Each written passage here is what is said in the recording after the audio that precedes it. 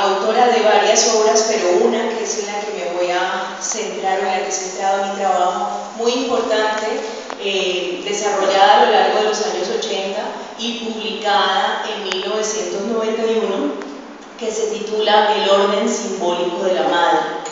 Christiane Olivier es una psicoanalista francesa que dedica parte de su trabajo a buscar la huella de la madre en la existencia de las mujeres y en la existencia de la cultura.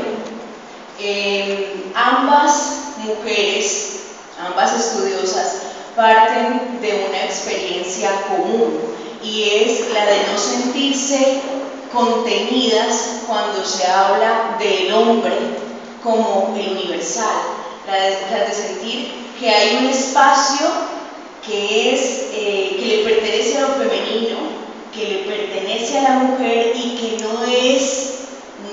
no es nombrado en el genérico el hombre, y van a pensar sobre esto.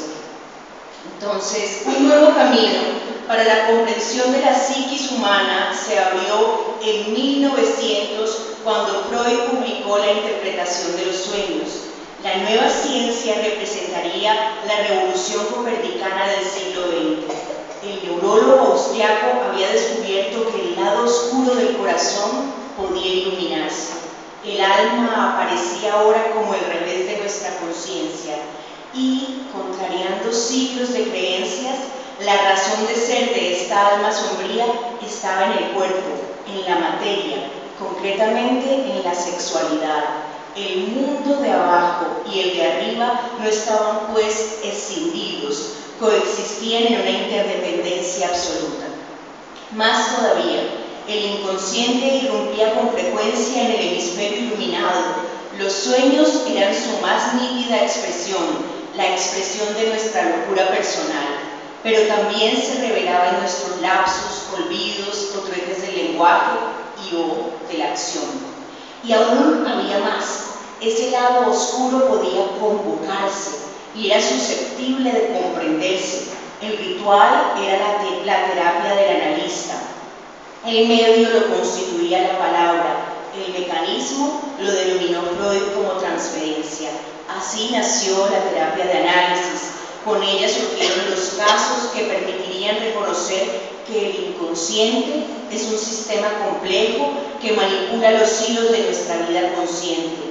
Así que, según estos descubrimientos, un cambio de este lado implica traer de ese otro lado la causa que obliga a la repetición. Esa es, aunque fue más tardía, la propuesta de cura psicoanalítica. Pero el psicoanálisis no se concentró en el individuo aislado, reconoció la presencia de la estructura inconsciente en la cultura, en el establecimiento de los lazos sociales, en sus modos de represión y en sus tabúes.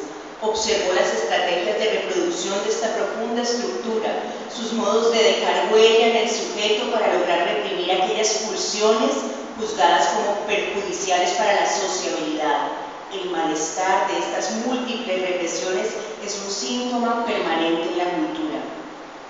Si la sexualidad resultaba determinante en la formación de la estructura inconsciente o alma, era urgente comprender cómo y cuándo se constituía la sexualidad.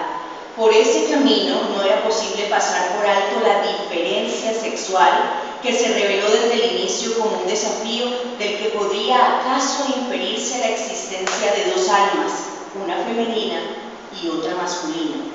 El complejo de Edipo fue la fórmula estructurante de la sexualidad que descifrara Freud, un triángulo de amor-odio conformado por la madre, la criatura y el padre. Esta teoría fue elaborada en varias etapas de su vida. En una de las revisiones, el fundador del psicoanálisis postuló esto en 1925. Dijo esto: para ambos sexos, solo un genital, el masculino, es tenido en cuenta. Lo que está presente, por lo tanto, no es una primacía de los genitales, sino una primacía del falo. El falo sería, pues, el único genital, según este postulado, en la representación mental infantil. La madre omnipotente tendría la facultad de entregarlo, negarlo o sustraerlo. En el caso del niño lo habría otorgado, pero aún podría quitárselo. En el de la niña ocurriría la negación, de modo que la confinaría a la incompletud. La idea del genital único y de su administradora funda el complejo de castración en el niño, una angustia que actúa como aliado infaltable para la salida del Edipo. Cuando el niño siente que la madre puede quitarle lo que es tan preciado para él, ese órgano genital, la primacía del falo, entonces empieza a temer a la madre y rompe con ella. Y ahí es cuando de alguna manera entabla la relación con el padre. Esto según pues lo postulado por Freud. En la niña, la misma idea provoca la envidia del pene, la cual se presenta como condición necesaria para su ingreso al Edipo positivo, es decir, a la focalización del deseo en el padre y al rechazo hacia la madre. La búsqueda de respuestas sobre la construcción de la sexualidad ocupó buena parte de los estudios freudianos. En el caso del hombre, el complejo de Edipo parece una interpretación justa, pero la mujer representó una dificultad permanente. Si el deseo es carencia, eso es el deseo en el psicoanálisis, no lo que nosotros normalmente conocemos como deseo, sino la carencia. Entonces, ¿qué desea la niña cuando su primer contacto en el mundo es con una igual, la madre? ¿Y cómo llega a la diferencia para encontrar el deseo? El Edipo no parece responder la cuestión. El propio Freud reconoció que no había logrado descifrar la sexualidad femenina y por eso la consideraba un agujero negro, un misterio, un continente oscuro. El pensamiento psicoanalítico fue una onda expansiva. Muchos nombres se sumaron a la conquista del inconsciente y contribuyeron a desarrollar las teorías. Algunos investigadores de la nueva ciencia se rebelaron contra el padre, otros lo siguieron con un fanatismo religioso que en últimas también contrariaba los métodos autorrevisionistas de Freud. Consensos y disensos dieron lugar a distintas corrientes. Lo cierto es que la revolución ya había tenido lugar. En adelante, cualquier desarrollo sobre la psiquis humana consideraría las formulaciones teóricas del psicoanálisis y el discurso psicoanalítico, pese a lo especializado de su lenguaje, penetraría los discursos populares.